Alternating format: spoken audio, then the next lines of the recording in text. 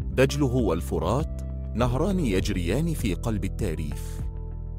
يبدأ دجله من جبل زغروس في إيران، حيث تتدفق مياهه العذبة عبر الأراضي الخصبة لتصل إلى العراق، بينما ينطلق الفرات من تركيا متجاوزاً السهول والجبال ليعبر مدناً عريقة مثل حلب والموصل.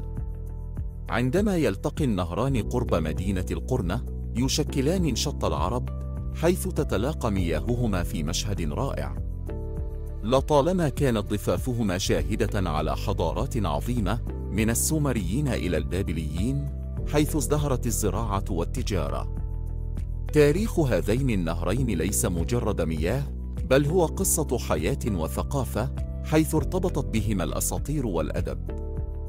دجله والفرات هما شريان الحياة في العراق، يجلبان الأمل والخصب، ويستمران في سرد قصص الأجداد للأجيال القادمة.